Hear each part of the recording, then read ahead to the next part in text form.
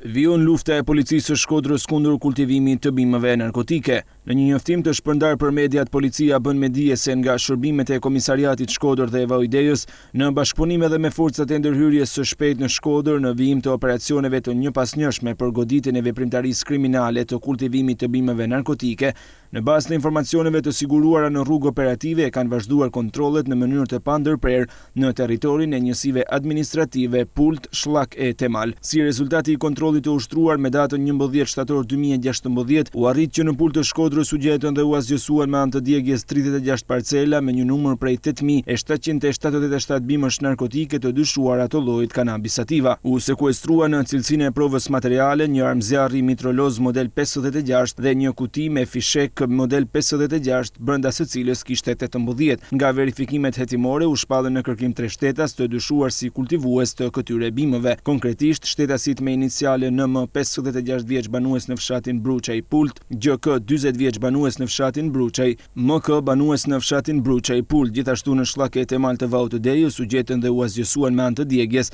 26 parcela me një numër prej 2531 bimësh narkotike të dyshuara të llojit cannabis sativa me gjatësinë nga 1.7 metër deri në 2.5 metër, të mbjella në toka publike dhe në një terren të thyer malor. Policia bën me dije se po vijon punën me intensitet dhe angazhim maksimal në terren me qëllim zbulimin dhe asgjësimin e sipërfaqeve të dyshuara me bimë narkotike dhe identifikimin e vënien para përgjegjësisë penale të gjithë autorëve të këtij aktiviteti kriminal.